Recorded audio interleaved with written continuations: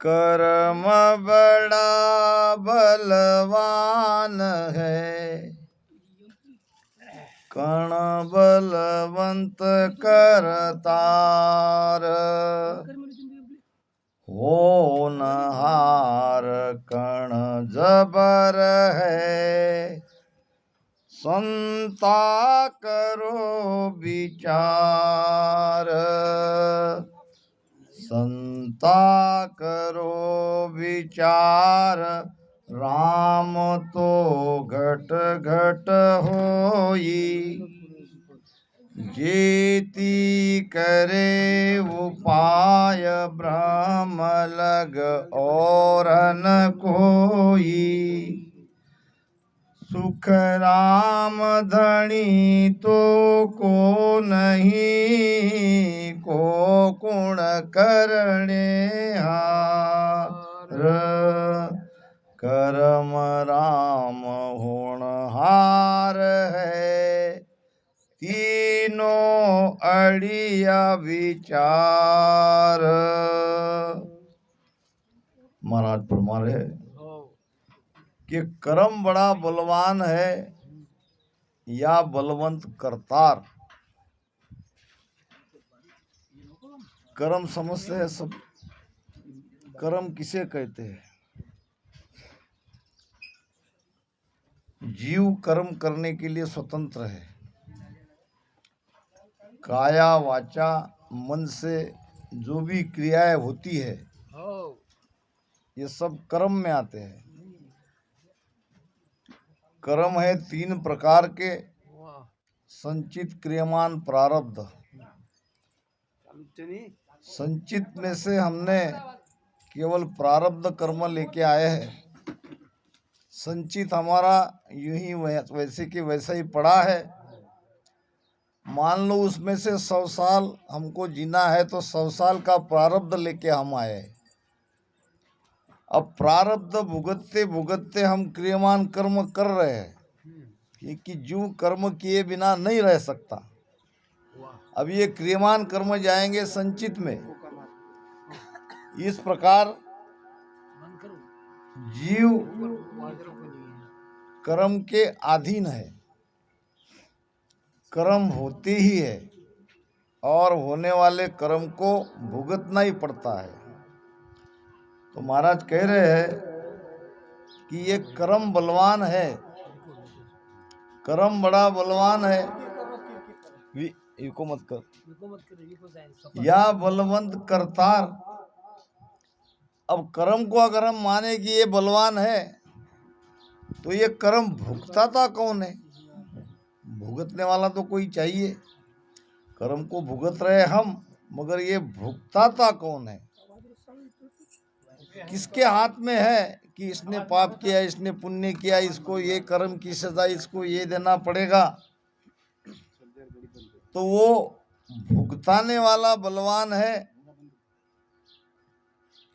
कर्म बड़ा बलवान है या बलवंत करतार। करतार नाम सृष्टिकर्ता ईश्वर परमात्मा जिसने सृष्टि की रचना करी है, सारा खेल उसी का है। हम कहते हैं कि उसके आदेश के बिना एक पत्ता भी नहीं हिलता, तो वो बलवान है। या होन काल कन जबर है, संता करो विचार। या होन काल जबर है। ये तीनों में महाराज हम सबको कह रहे हैं कि आप इसका विचार करो, आप इसका निर्णय करो, क्योंकि भक्ति का संबंध कर्म से है। अब मान लो पहले हम कर्म को बड़ा मानते हैं, तो महाराज ने वाणी में कहा है कि जूं नर को होड़्यो लिख्यो, सो मत आवे दाय, पर भाते नर उठ कर वाही करे उपाय, वाही करे उपाय, परत चूके नहीं कोई, होय पतंगो जीव पढ़े दीपक के माई, जले गले सुख राम कहे, परतन काची खाय, जो नर को होण्यो लिख्यो, सो मत आवे दाय। कर्म से बनता है होनहार, और होनहार इसे कहते हैं कि जो जो हमारे भाग्य में लिखा है वो होकर रहता है।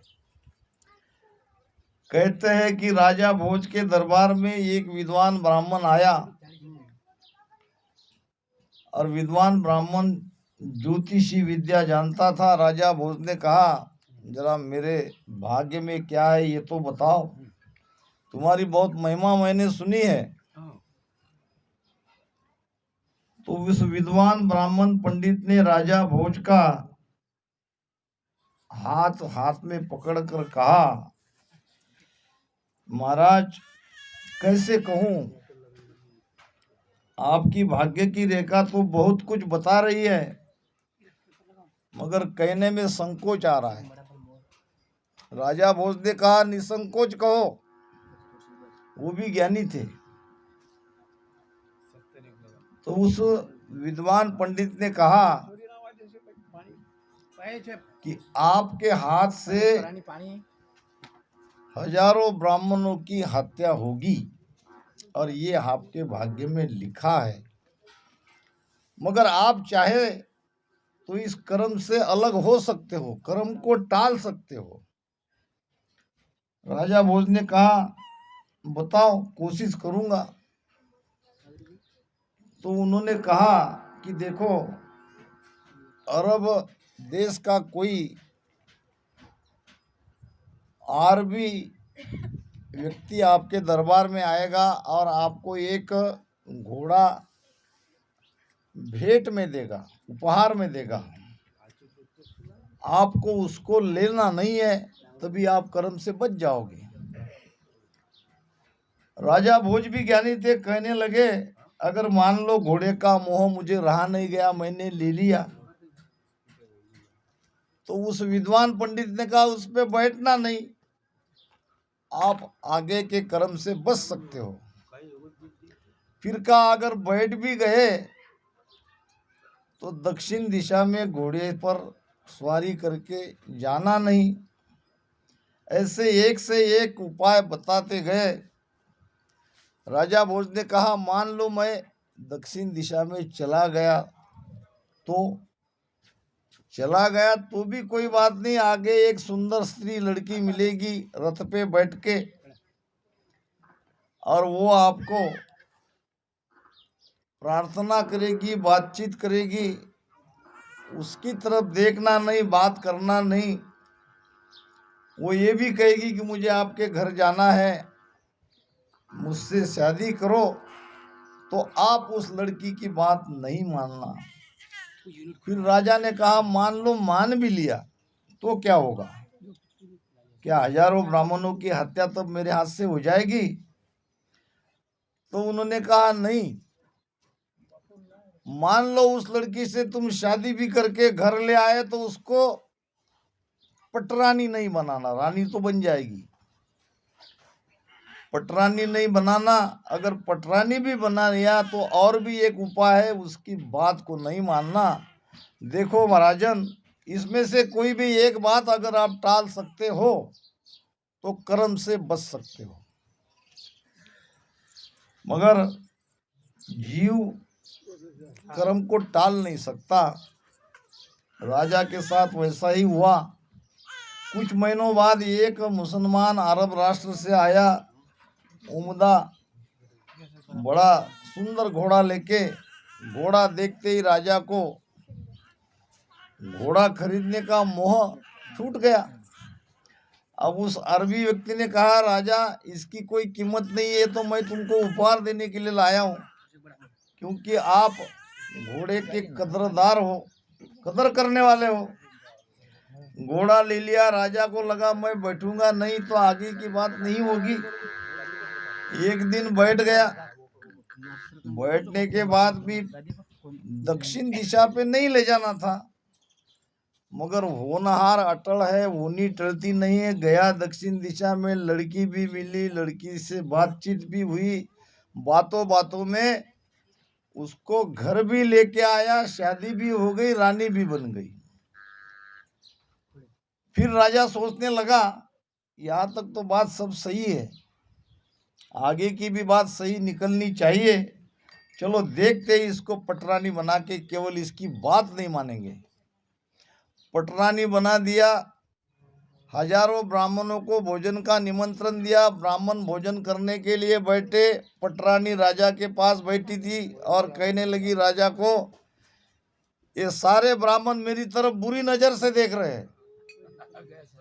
अब राजा को आया क्रोध, क्रोध आते ही क्रोधवश जिनको भोजन प्रसादी जमाने के लिए लाया था, उनकी हत्या राजा के हाथ से हो गई।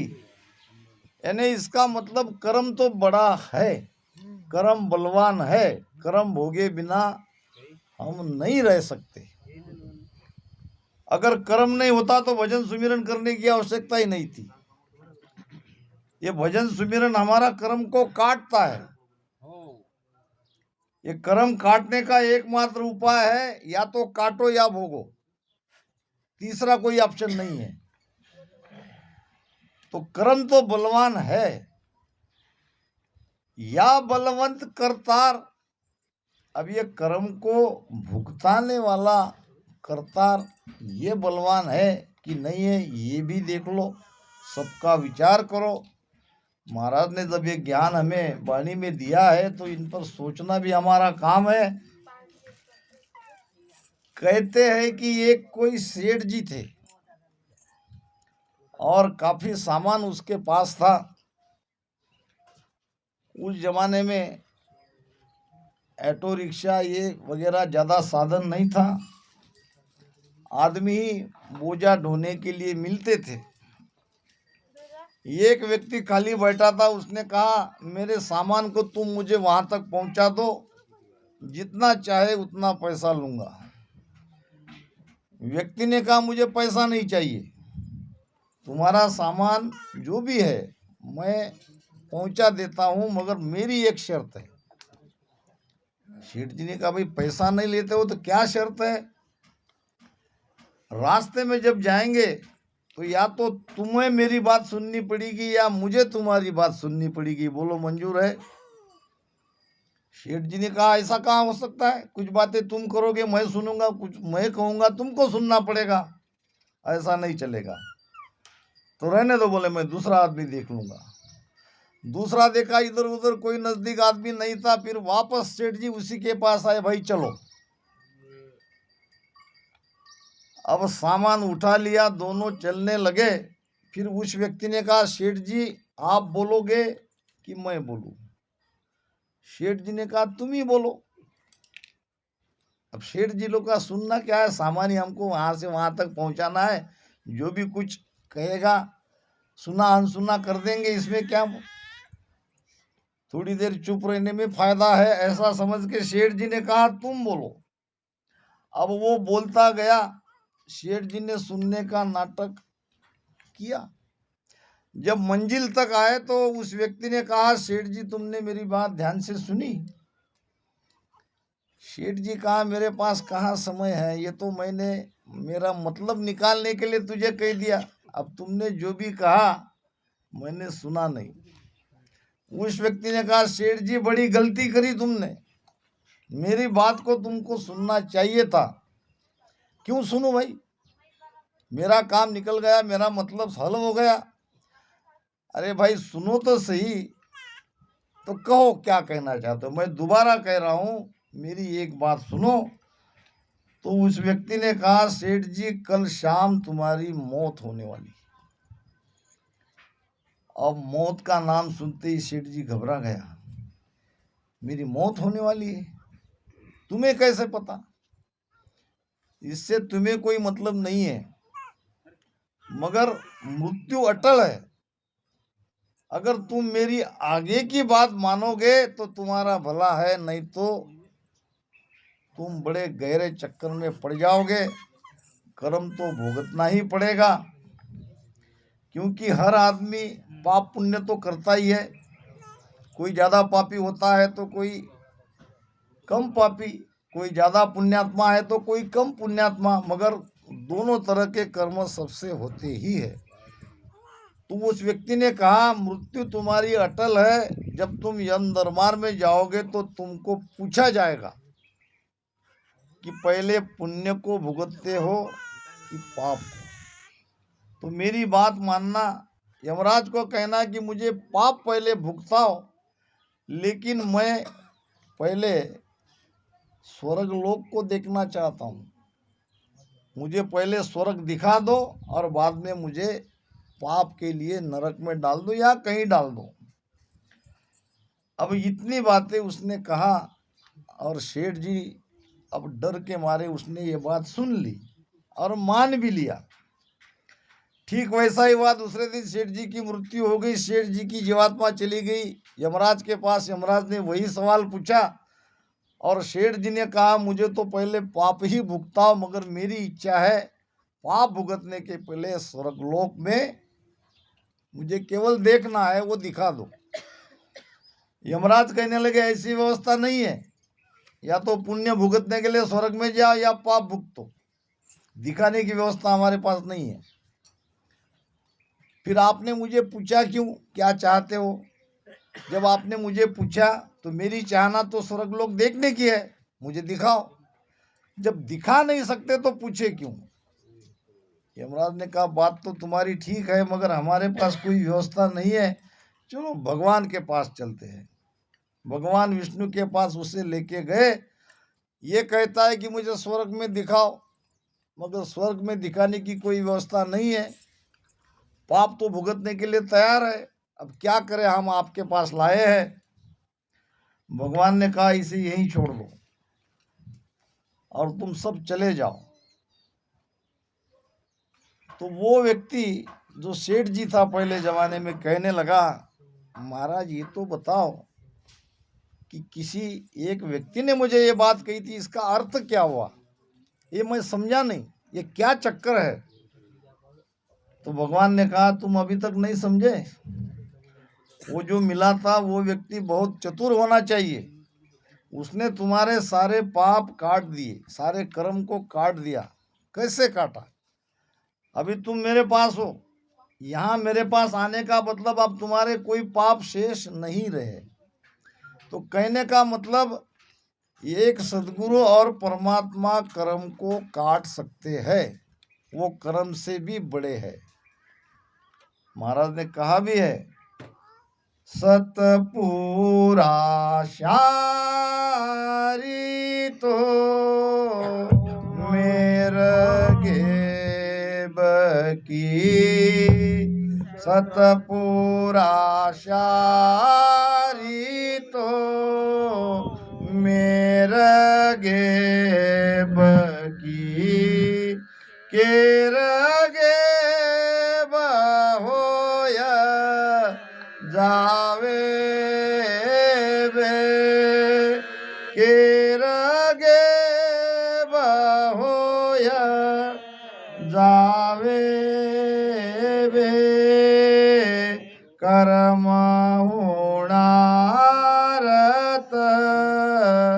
दोनों धूजे, कर्म होणारत दोनों धूजे, काल निकट नहीं आवे बे, काल निकट नहीं आवे बे, समझ समझ हंसा सन्मुख रेणा समझ समझ हंसा सन्मुख रेणा ज्ञान सुनो सत तोलो ज्ञान सुनो सत तोलो जे कछु और बाणे नहीं तुम सु जे कछु और बाणे नहीं तुम सु वचन तो सूर्या बोलो बे वचन तो सूर्या बोलो बे सतपुराशारी मेर गेब की गेब नाम गुप्त दिखती नहीं होती है तब पता चलता है सदगुरु की कृपा दिखने में नहीं आती मेर गेबाव होती है तो कुमेर भी गेबाव होती है वाह सतपुराशारी मेर गेब की केर गेब होय जावे बे कर्म हुणारत कर्म और हुणारत हुणारत यानी होने वाला आगे आने वाला समय इसको कहते हैं हुणारत ये दोनों धूजते हैं कि सदगुरु के शरण में जो हंस आ जाता है उसके आगे वाले आने वाले कर्म ये सब धूजते हैं और काल भी निकट नहीं आता है तो कर्म से बड़ा परमात्मा है सृष्टिकर्ता है और सृष्टिकर्ता से ही बड़ा सदगुरु है अब महाराज कह रहे हैं होनहार कण जबल है जबर है या को करो विचार अब होनहार क्या है हम होनकाल कहते हैं होनकाल है क्या होनकाल कोई देश नहीं है होनकाल कोई स्थान नहीं है जब जब जो होना है वो सब काल के इस पेट में सब छुपा है सब तय है जिसका जो आगे होने वाला है होना है वो सब होकर रहता है ये जिसके अंदर छुपा है उसको कहते हैं होन काल ये समय है कहते हैं कि हनुमान जी को हमेशा ये गर्व आता था कि मैंने ही माता सीता की खोज करी मैंने ही लंका का दहन किया अगर मैं नहीं होता तो क्या होता ये हमेशा उसे ये लगा रहता भगतमाल में कथा आती है कि जब राम रावण से युद्ध जीतता था और दोबारा अयोध्या का राजा बनता था तो एक मुंदड़ी हनुमान जी को देता और कहता कि जाके तुम लोमस ऋषि के पास लेके आओ और हनुमान जी बड़ी खुशी से जाता और लोमस ऋषि को कहता कि महाराजा राम रावण को हराकर दोबारा अयोध्या के राजा बन गए हैं और उपहार स्वरूप आपने ये एक मुंदड़ी भेंट स्वरूप उपहार स्वरूप आपको दिया है तो लोमस ऋषि ने कहा जाके रख दो अब जाके रख दो कहा इस तरह से उस उपहार का इस तरह से लोमस ऋषि ने एक तरह से मजाक उड़ाया और आंखें उसने राम जी को पूछा कि आप जो इतने प्रेम से उपहार स्वरूप वो मुंदड़ी भेजते हो वो तो उसकी तरफ देखते ही नहीं वो तो कह देते कि रख दो तो ये ठीक नहीं है राम जी ने कहा ऐसा फिर जाके तुम लेके आओ फिर देना नहीं चाहिए जब वो कदर नहीं है उनको तो जाके तुम लेके आओ हनुमान जी जब वापस गए लोमस ऋषि को कहने लगे कि मैंने जो उपहार स्वरूप में आपको भगवान राम की मुंदड़ी दी थी वो मुझे वापस चाहिए। लोमस ऋषि ने कहा जाके देख लो, एक पूरी कोठड़ी भरी है, वो मुंदड़ी ही है, मुंदड़ी है। देखा तो उसमें लाखों हजारों मुंदड़ियाँ दिखी। तो उसने कहा इसमें मैं मेरी कैसे पहचानूं? तो लोमस ऋषि ने कहा सब तुम्हारी दी हुई है। जब जब रावण युद्ध जीतता है, राजा बनता है, तो हर एक बार मुझे उपहार स्वरूप में एक मुंदड़ी भेंट करता है और वो तुम आके उधर डाल देते हो। ये सब तुम्हारी है, पहचान के ले जाओ या सबके सब ले जाओ। जब हनुमान जी ने ये सब सुना तो आश्चर्य से देखने लगा, इतनी सारी मैंने कब लाई? तो तुम्हें पता नहीं है, 4,04,02,000 बार तुम ये मुंदड़ी मुझे उपहार स्वरूप में लाके दिया। क्या इतनी बार मेरा जन्म हुआ? क्या इतनी बार भगवान राम का जन्म हुआ? तो लोमस ऋषि ने कहा हाँ। तो कहने का मतलब ये सब होनहार के पेट में छिपा है। जब जब जो होना है वो सब होता है। होनहार कण जबर है, संता करो विचार, संता करो विचार, राम तो घट घट होई। अब ये बड़ी महत्वपूर्ण चीज है। राम जी तो सारे घट में है। सब घट मेरा साइया खाली घट न खोए, अरे बलिहारी ता घट की जागट प्रगट होए। अब करना क्या है? अब ये कर्म से, कर्ता परमात्मा से, होन काल से अगर बचना है तो इन 3 बातों का विचार करना होगा कि कर्म भी काटना होगा। परमात्मा के पास हमने जाना नहीं है, कर्ता पर पुरुष के पास जाना नहीं है। उस देश को छोड़ के कोई और देश की प्राप्ति का उपाय खोजना पड़ेगा। और ये होनहार के चक्कर से हमें दूर होना पड़ेगा।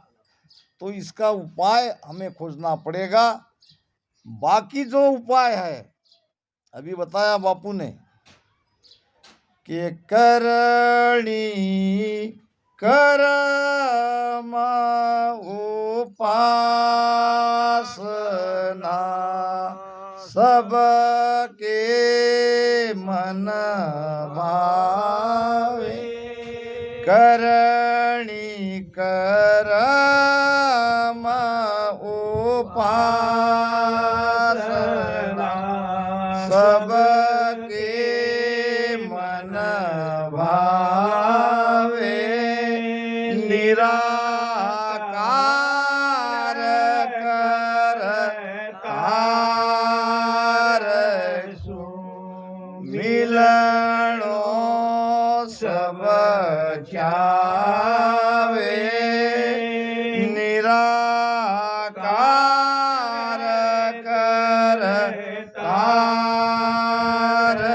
सो मिलनो सब चावे, युग में जोगी को नहीं, सब दो जगदारी,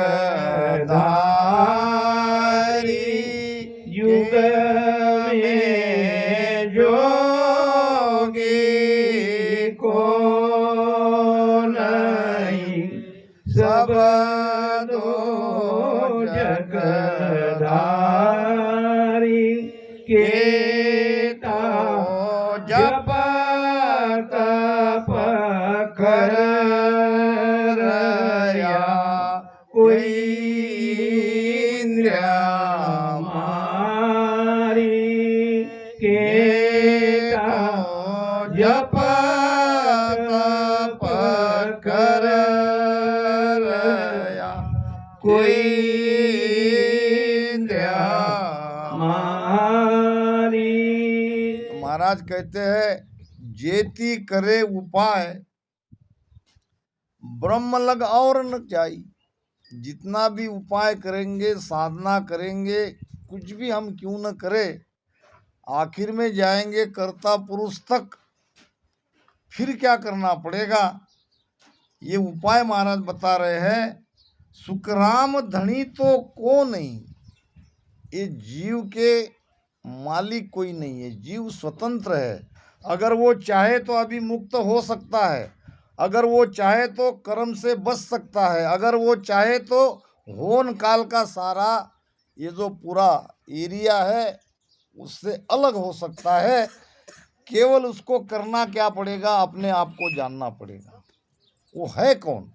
कुण है रे बाबा, कुण है रे बाबा, कुण है, कुण है, कुण है वो। ये महाराज कोई दूसरे के लिए नहीं कह रहे, हमको कह रहे महाराज कि तुम कौन हो, इसकी खोज करो। तो जब हम जान जाएंगे हम कौन है, तो कर्म से भी अलग हो जाएंगे, करतार पद से भी अलग हो जाएंगे, होन काल से भी अलग हो जाएंगे, अपने ही स्वरूप में स्थित रहेंगे जहाँ आनंद है, और वही पद सत है। उसे ही कहा है सत्स्वरूप आनंद पद।